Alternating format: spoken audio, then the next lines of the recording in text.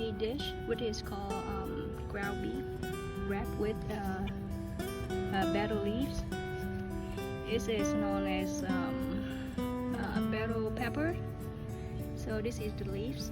This is how it looks like, and it's grow really good. It's very big. Look how big it is. It's bigger than my hand. See?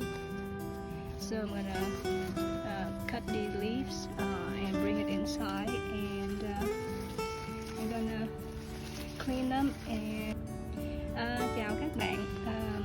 Hôm nay Nhi làm món thấy cái lá lốt nè. Ở ngoài nó trời nắng nóng á, thấy cái lá lốt nó lên nhiều á, nó mọc nhiều mà nó lớn nữa.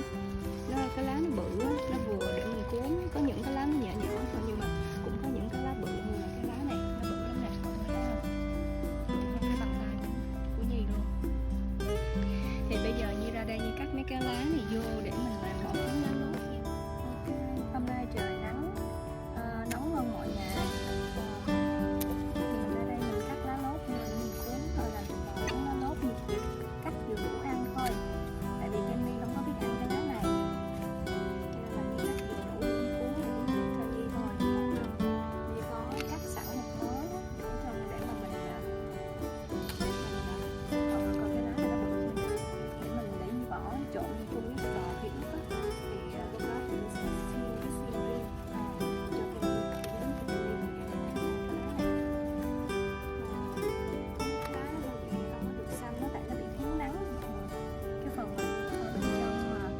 Nắng á, cái nó bị vàng vàng, cái phần mà nắng nó thấy có nắng thì nó sẽ xanh đậm hơn. Cái lá này á, mình thích bỏ cắt bỏ vô trong thịt bò, ví dụ mà mình không có cái lá nó chưa có bự để mình cuốn á, thì Nhi cũng cắt để Nhi cắt mấy cái lá nhỏ nè, xong rồi bỏ vô đây, mình coi cái lá này xanh không đẹp ha. Phải bỏ vô trong thịt bò để cuốn cho nó thơm. Bị cái lỗ nhưng mà kệ, mình sẽ tìm cách mình sẽ nối với lại mấy cái lá nhỏ đó để mình cuốn. Hình như nói sai rồi, hình như là mấy cái lá mà nó chiếu trực tiếp ra ngoài nắng này nó bị vàng.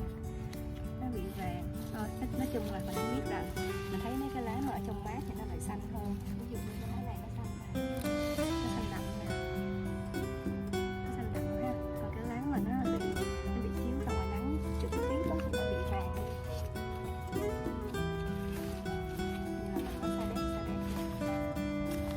Okay, so I got some of my betel leaves, and I'm gonna bring it inside, clean it up, prepare my ground beef, and start wrap it with the ground beef. And I'm gonna grill them later. It's a beautiful day today. See? Yeah.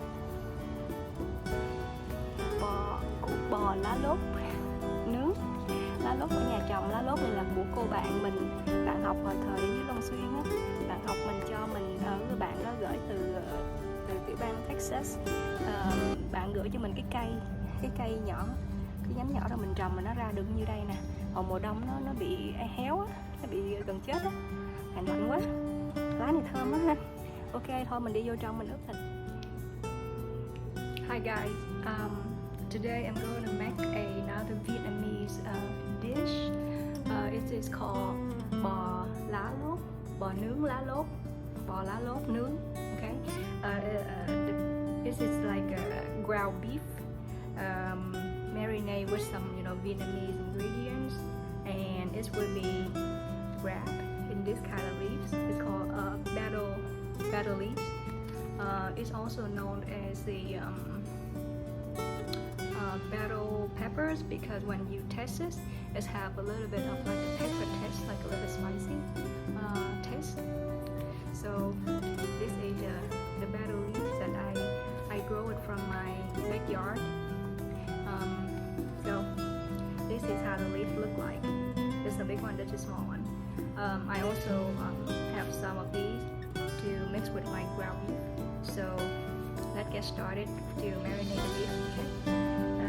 Chào các bạn, hôm nay Nhi làm món bò bò lá lốt nướng. Cái lá lốt này là của Nhi trồng nha, ở sau nhà. Thì hôm nay thì thấy mấy bữa nay trời nắng nóng, nó thấy lá lốt lên nhiều lắm, nó mọc nhiều lắm rồi, nó lên cũng lá bự bự vậy nè, cho nên là mình cắt đi để cho nó còn lên lá mới, chứ không thôi nó già, nó vàng khè, nó hư uổng. Thì hôm nay là Nhi sẽ làm món bò nướng lá.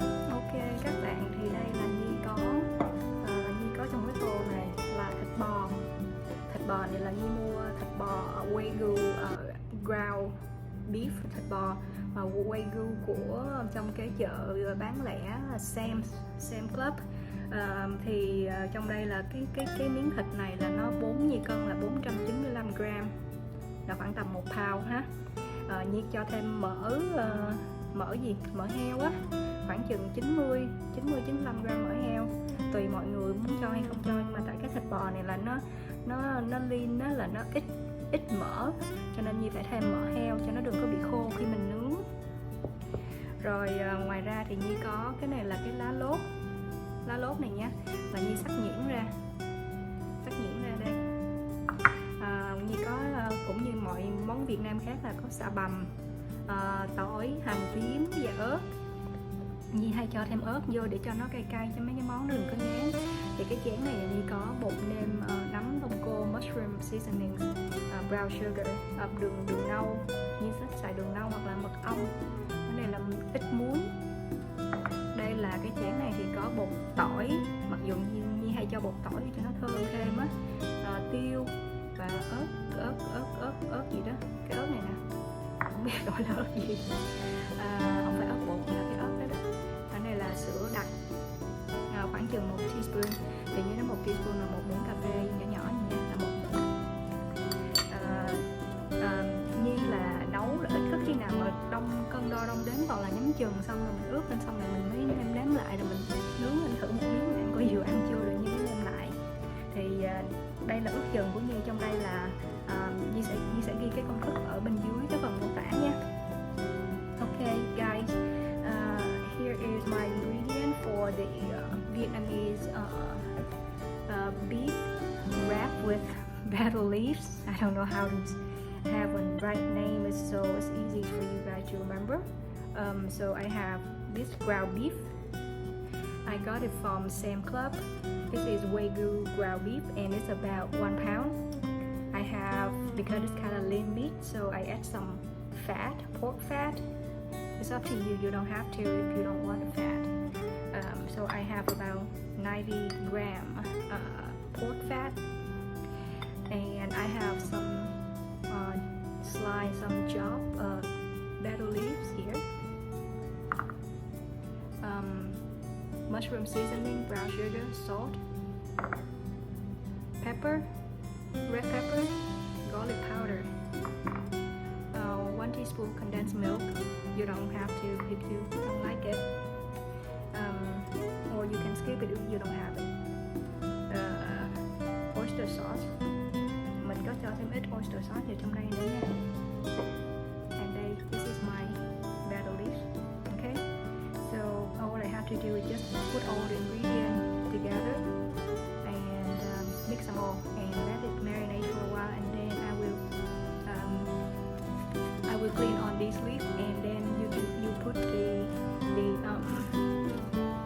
put this side. You have to put this inside, the green outside. Okay, and then you can brush with some oil, and then after you add, you make the ground beef, put in here and wrap it like this. I will make the next step when I wrap it. Okay, wrap it like this, and then it's ready to grill. Then you can put it on charcoal grill or gas grill.